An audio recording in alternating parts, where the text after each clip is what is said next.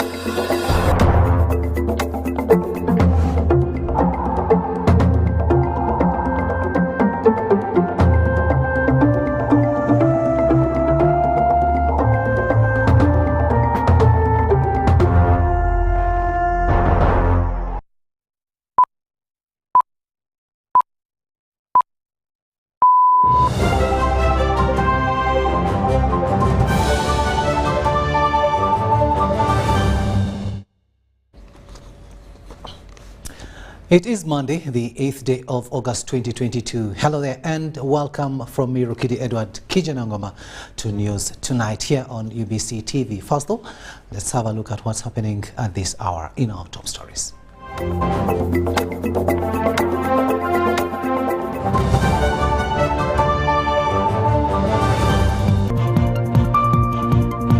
President, His Excellency Hassan Sheikh Mohamud in Uganda for bilateral talks with President Museveni.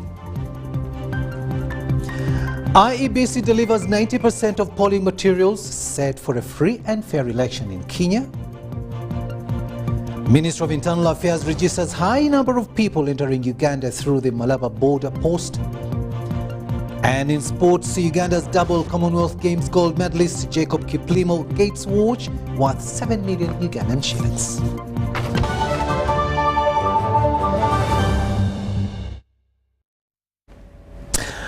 Hello there and welcome once again. We are coming to you live online and on air from Broadcast House here on Nile Avenue, and let's get started.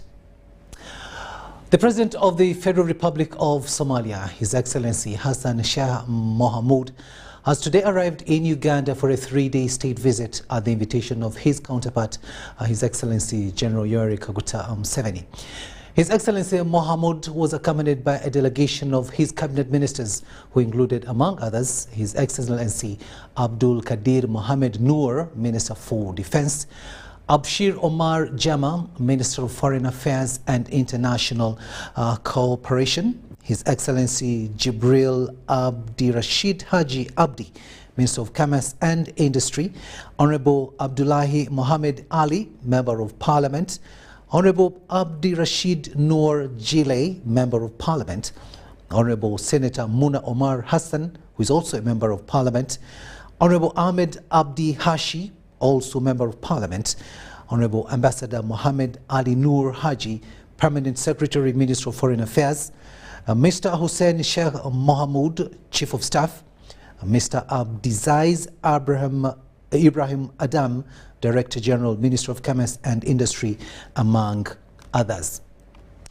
The President and his delegation were received at Entebbe International Airport VVIP wing by Honorable JJ Haji Abubakar JJ Odongo, the Minister of Foreign Affairs, the Ugandan Ambassador to Somalia, His Excellency Professor Turiam Hikasam, and the Deputy Ambassador of Uganda to Somalia, Major General Nathan Mujisha.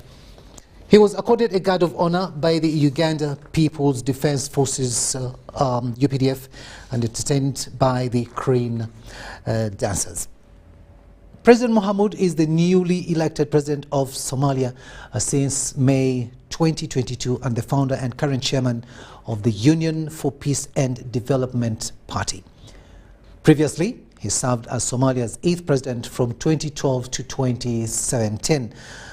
During his stay in Uganda, President Hassan Sheikh Mohamud will tomorrow, Tuesday, visit the Kapeka Industrial Park and NEC Industries in Nakasongola district. He will later be joined by President Yoweri Museveni to address the Somalia-Uganda Investment and Business Summit at Speak Resort, Munyonyo. President Mohamud will also later open the newly renovated Somalia Embassy in Kampala before addressing Somalia business leaders.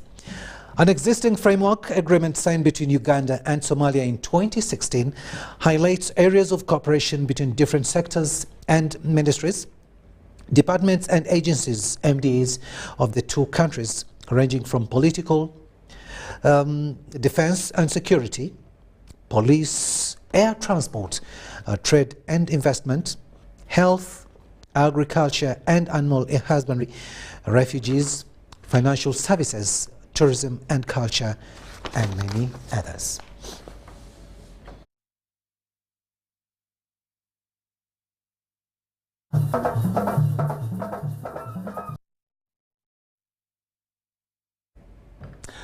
Meanwhile, President Yoweri Museveni has reiterated Uganda's commitment towards ensuring lasting peace and security in Somalia. Mr. Museveni said this during bilateral talks with visiting Somali President Hassan Sheikh Mohamud at State House Entebbe. The president says Uganda is ready to continue supporting Somalia on all fronts. On his part, President Mohamud thanked Uganda for standing with the people of Somalia in peacekeeping, which has eliminated Al-Shabaab terrorists from the capital, Mogadishu. Take a watch. I told these people that we can help Somalia to defeat this, because if it is a question of weapons, we can buy them and give them. Uniform, we can buy, even food we can share. But what we cannot manage is salary. Every month. Salary every month of big number, we can't manage. So once you say salary, then you now go to UAE, they pay 1 month, then here Qatari, I don't know what, Turkey, what? So when will these people get security? When will you get security? Because you need security. If I'm a poor man, I don't have money, but I can defend my home. I can mobilize my son and my brother, and we defend our home. Nobody is paying us. We want peace. Your government and the people of Uganda for the warm welcome and hospitality accorded to me and to my delegation, Your Excellency. And Uganda have long history with Somalia. That history guides us mutual relationship. We are grateful for Uganda's support in the fight against terrorism in Somalia. The terrorism in Somalia is not, they don't have a Somalia agenda, but they are global agenda. They wanted to rule the world from Somalia, which is impossible. Your Excellency, the UF, as part of the atmosphere, is undertaking courageous and operations along the security forces. My administration is preparing with new offensive Al-Shabaab to defeat Al-Shabaab in the remaining territories they hold. And the main supply routes that they along the new military effort we are planning right now. We will also be fighting Al-Shabaab ideology. The ideological front is in two. This one is the religion. Need to convince our people that their school of thought of the Islamic religion is not the right one, and we have so many proofs to prove that. Component of that front is the issue of patriotism, as rightly said.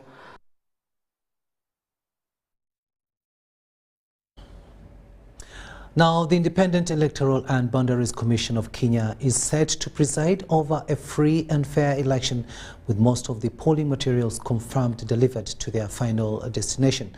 However, those still in transit will be delivered by close of business tonight. Now, Voice of America's Vincent Makori reports that the situation in the capital, Nairobi, is calm, although some Kenyans have deserted the city to their ancestral homes in the countryside to exercise their constitutional right of voting a leader of their choice. Security remains on high alert to ensure a peaceful voting environment for Kenyans.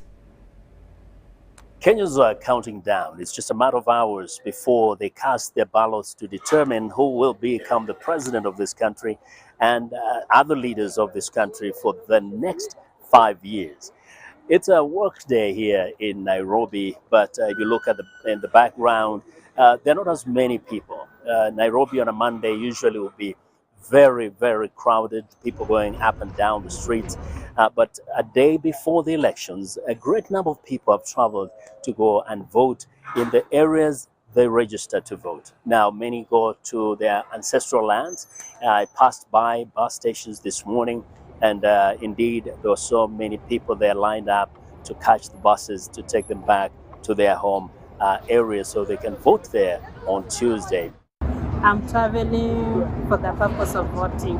I'm going to vote in Vihiga. In fact, even to areas where, their flights, I call some of the offices and they tell us they were fully booked because everybody's trying to get to their areas of voting.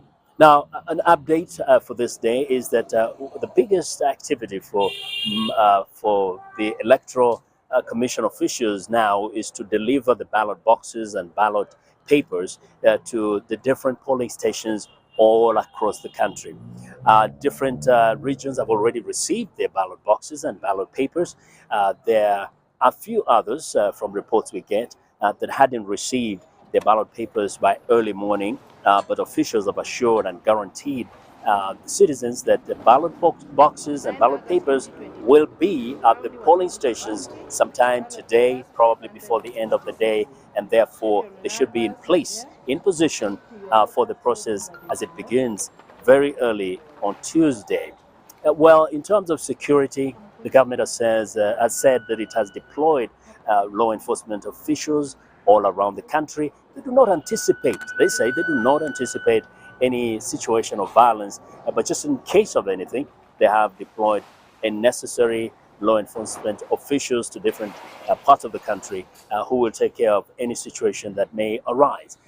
In terms of the citizenry, they say they do not expect anything abnormal. They hope to have a very smooth process as they cast their ballots on Tuesday, and that after that, the results should be accepted by all who participate. Those who lose should accept their loss and indeed concede to those who win, because as they argue, this country will exist after the 9th of August this year, and none of them has the appetite to go back to the violence that was witnessed in 2007, or for that matter, some of the skirmishes that we saw in 2017. So all eyes are on the IEBC, the Electoral Commission body, to see how well they have organized the process and how well and smoothly the process will go down on Tuesday, August the 9th.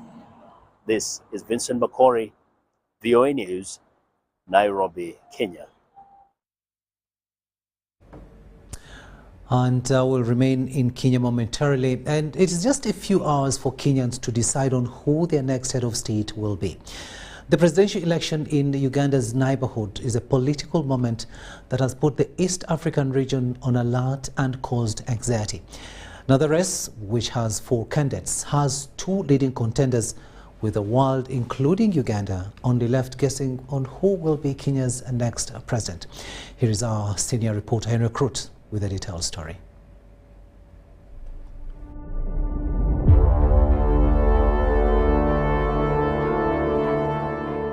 There is a common saying that he who laughs last laughs the best. But there is a similar saying that he who laughs last probably did not understand the joke. There is Raila Odinga on one side, William Ruto on the other, as well as David Waihiga Mwaure and George Wajakoya. Who of them will have the last and best laugh, and who will probably not understand the joke? They are all vying for Kenya's topmost job, the presidency. It is historically going to be Kenya's shortest presidential ballot ever, with only 4 presidential candidates. The moment of the campaigns is gone. The period of gathering crowds is no more, and the occasions of popularizing manifestos are also expired. Wa pili ileta katiba mpya. Ya tatu ni ya mission ya kiuchumi. What now remains is a moment of decision. Certainly, I have my own side. Privately, I don't want to declare it here. But I have my own side, and my relatives, all of them know who they are going to give. If the just ended campaigns and crowd gathering capacities are anything to go by, the presidential race is tight, mainly between 2 candidates. Raila Odinga of the Azimio la Umoja One Kenya coalition and William Ruto of the Kenya Kwanza Alliance have all exhibited their potentials before the electorate.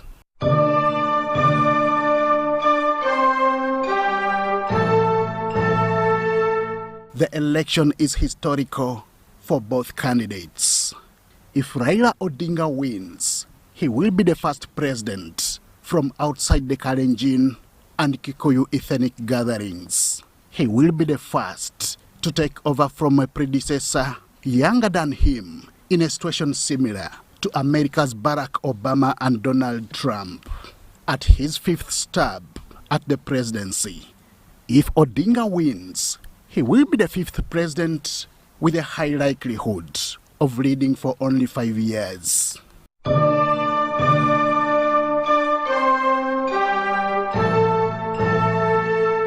Similarly, if William Ruto secures victory to the presidency, he will equally make history as a first-time presidential contender to win Kenya's top job. Institutionalizing the fight against corruption is building the capacities of the criminal justice system. This is because history has it that no Kenyan president has contested for the first time and won. In 1992, Mwai Kibaki contested with then President Daniel Arap Moi and lost to the incumbent. Kibaki would return to contest in 1997 in a race which also had Raila Odinga. They both lost to incumbent Daniel Arap Moi. In 2002, however, Odinga and Kibaki joined forces to compete with KANU's Uhuru Kenyatta, who had been fronted by Moi, the then outgoing president. Uhuru, a first-time presidential contender, lost to Mwai Kibaki, who at his 3rd attempt became the 3rd president of the Republic of Kenya. Oh, I am elected already. I accept the choice of the people, and in particular, now concede that Mr. Mwai Kibaki will be the 3rd president of the Republic of Kenya. Uhuru would temporarily shelve his presidential ambitions until 2013, when at his 2nd attempt defeated Raila Odinga, a 3rd-time presidential contender at the time. It is our prayer that we have peaceful elections and we have a good president who makes sure that he's accommodative to the challenges of the East Africa region and also respect the protocols and the trade agreements that have been made with the partner states within East Africa. In the current presidential race, only Raila Odinga has contested before and lost. Can William Ruto make this history and break this record as a first-time presidential contender?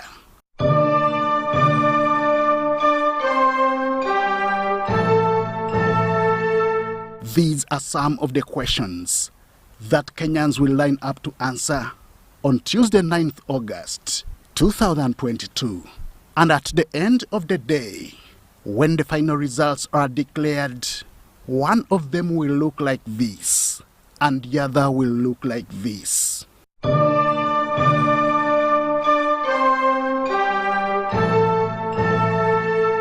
All this will be as a result of a decision made by millions of Kenyans.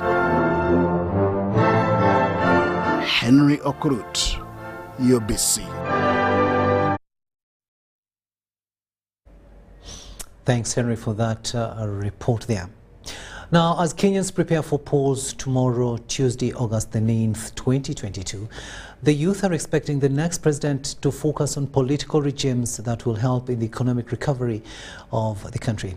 Our reporter, Dennis Igoa, is currently in Nairobi and sent us this report. With the clock ticking to the general election that will be taking place tomorrow early in the morning, and I'm joined here by a resident of this city, and it's called Kipruto Kemboi, right?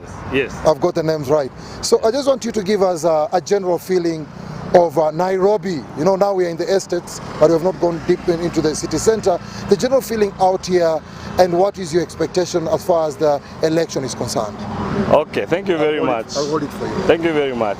So the environment, the way you can see, the environment is calm, and we are very happy that yesterday and today there were no any campaigns, and people are very optimistic in terms of the elections. We are hoping to have a very safe and also without any violence elections tomorrow. So for me, I would urge the Kenyans to wake up early, go and vote, and let's elect our new president. Yes. So, I know you stayed, Nairobi people stay in apartments. Yes. Have you seen any developments? Are the people there, or they have gone to some different places to in preparation for the election? Yes, what I can say, I've noticed, even from my own estate where I live, there are no cars. A lot of guys have traveled up country to vote. People like me, I'm voting here in Nairobi, so me, I'm confident, and tomorrow I'm going to vote. So guys are prepared to vote. People want change. So at what time do you expect to be at the polling center? Me, I'm an early riser. Tomorrow at 6 p.m., 6 a.m. in the morning, I'll be going to vote. Yeah, so that I can come and watch now the developments on the television. You can see for yourselves. The streets are very peaceful. People are just preparing themselves to go and vote. Sincerely, this is the best election we've ever had, because from the time the campaigns began, we've not lost any life. We've not heard of any area that is complaining of loss of life. We've not had people quarreling, fighting. It's very peaceful, and people are saying, we want to go and vote, finish up this thing and go back to work. Where are you voting from? Langata constituency, especially I'll be voting very early, 6 a.m., Langata primary. Okay. Yes. There is this fear of feeling, people out there, like where I come from, that is Uganda, people think that there might be chaos in this election. You've been here, I think you're best in Nairobi. Is there such a feeling? No, from the campaigns we have been seeing peaceful campaigns. That shows we shall be having a peaceful elections come tomorrow. Okay. Yes, sir. It will be an epic battle between Raila, of course, with Deputy President William Ruto. Yes, yes. And mine is not about exactly whom you're going to vote for, but then an appeal to the next president who is coming after Uhuru Kenyatta. No, what are some of the urgent things do you think that will suggest or appeal that the next president should handle, probably in the first 100 days in power? To me, I would say the most urgent thing right now is, first thing is just to maintain peace. Bottom line, because when you have peace, everything flows. We'll be able to move around, we'll be able to work. Yeah. If he can tackle that and calm the nerves of everybody else and just assure people that everything is going to flow, to me that is bottom line number one. Number two, improve on the economy. Everything is just skyrocketing. Everybody's crying. You know, you cannot do business. Yes. You cannot buy your packet of unga in peace. You know. Yeah. And if somebody is not able to feed their kids, end of the day, I mean, that's why you're seeing everybody is running up and down. There's thuggery everywhere. Sasa ile kitu ningeomba ni watu wakuwe na amani, na watu wachaguane bila fujo ama bila mambo mengi. Ile kitu tunataka ni amani. Hata kama ni mtoto mama, mzee, wote wakuwe na amani, mtu aende apige kura yake, alafu tugojee ile mkubwa ataingia, ndio sasa tutaona itakuwa namna gani. With just a few hours remaining for Kenyans to head to the polls, we shall be giving you real-time updates on what is happening on ground as far as the general election is concerned. Dennis Igoa for UBC News in Nairobi City. Thanks, Dennis Igoa, for that report. And of course, what I pick from what those people have been saying is they need peace, and also the incoming president to look at how the economic situation can be revamped in that country. Now, Forum for Democratic Change, FDC party, has expressed the need for Ugandan government to learn from the way the Republic of Kenya is conducting its elections and apply it in the coming by-elections in different parts and districts of the country. FDC Deputy Spokesperson John Kiijanangoma told the media that Kenya has learned from the past experience and came up with a message to have peace at all cost. This Tuesday, August 9, Kenya will hold general elections to vote a new president, deputy president, members of Senate and representative of the National Assembly.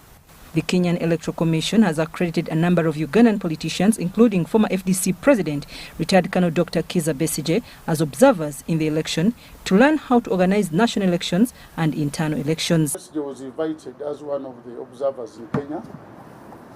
It shows he's someone of high repute as far as the Electoral Commission of Kenya is concerned. FDC Deputy Spokesperson John Kiijanangoma says the Kenyan election indicates that the country has learned from past experience. We had terrible elections in Kenya, people killed each other, and the people of Kenya resolved that we never have elections which are not peaceful. Uganda should borrow a leaf from Kenya and also take it upon ourselves as leaders that we should preach peace. By elections here, if we would learn by example, we should copy Kenya and at least have peace in these by-elections which are coming soon. On Gogonyo constituency by-election in Palisa, where the candidate for National Unity Platform withdrew candidature in favor of the NRM candidate, yet FDC had decided to support him.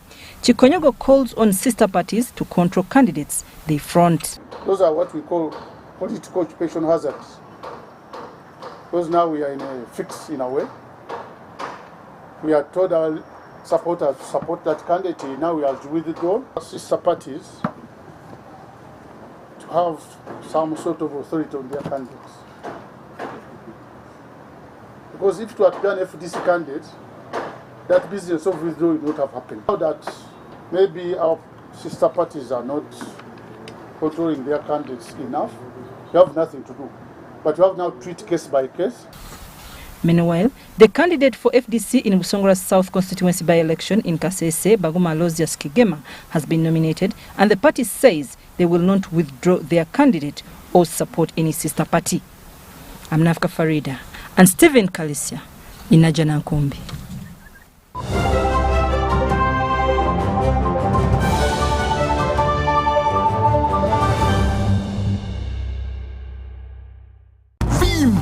Ni MTN Kabode Super as you pay mpola for this smartphone. Make calls, update your WhatsApp status, watch YouTube, and Google anything under the sun with 2 GB worth of data every month for 7 months.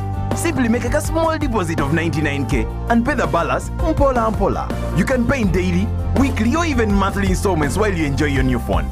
So what are you doing today? Visit any MTN shop near you and get the MTN Kabode Super easy.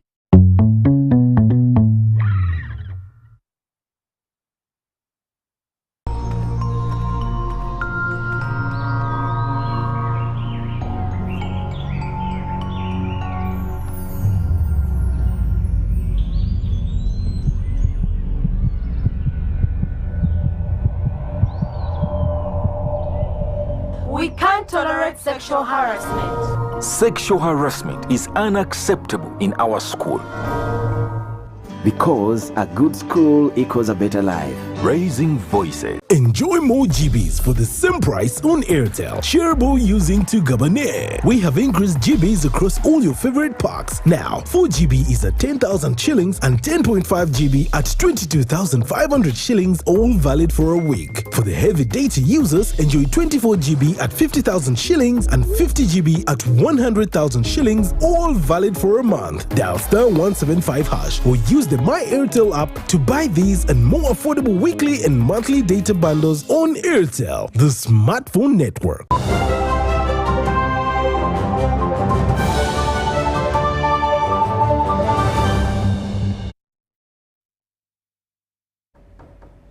Welcome back from that break, and this is our second and final edition of News Tonight here on UBC TV. My name is Rukidi Edward. Kiijanangoma. To Busongora now, where 4 candidates have been nominated on day 1 of the exercise to compete for Busongora South constituency in Kasese district. Those that were nominated on Monday include NUP's Mbaju Kathika, DP's Bernadette Businge, the FDC candidate Aloysius Baguma, and an independent candidate Doreen Izagire. Other candidates, including that one of the ruling NRM party, Gideon Mujunju, will be nominated tomorrow on Tuesday.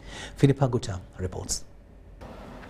I declare Mbaju Jackson a duly nominated candidate to contest. The first candidate to be nominated for the Busongora South constituency by-election was Mbaju Katika of National Unity Platform. People power. People power. Katika, who is a former member of parliament in the 10th parliament, was nominated at about 10 a.m. This victory. Other elections have been rigged in this country. By-elections have been rigged. I want to tell the whole nation that this one in Busongora South, no single person will even temper to take a note of that vote. We shall defend it to the last drop of our sweat.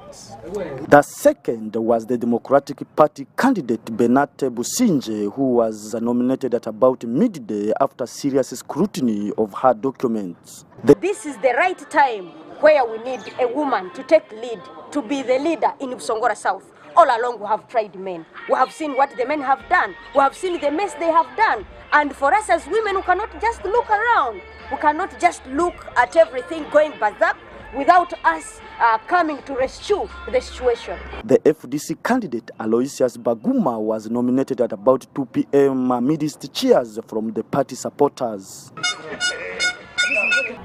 Actually, members of Busongora South have been marginalized for quite long.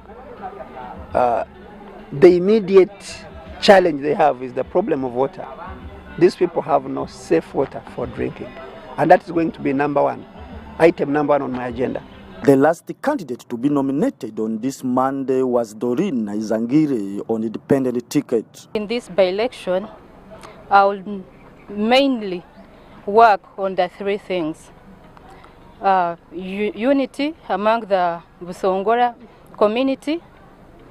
I will make sure that Busongora South, there is unity.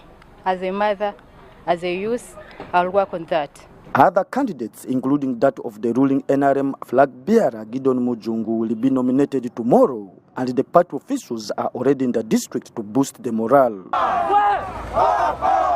Philip Aguta and Moses Mutabali for UBC News in Kasese. We'll remain in Kasese momentarily, where NRM Director of Communications Emmanuel Dombo has warned Kasese youth against self-seeking politicians who fail to deliver services.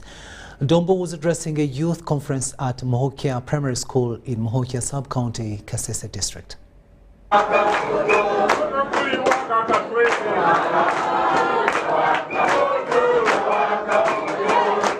NRM youth mobilizers converged to Mohocha Primary School Hall in Kasese District to lay strategy for winning the Busongora South constituency by-election. NRM Director of Communications Emmanuel Dombo tipped the youth to be careful on self-seeking politicians who can't deliver. Younger people, let me tell you, those leaders should stop misleading you. They should stop exploiting you. For them, when they go, they earn a salary. Do they bring the money here?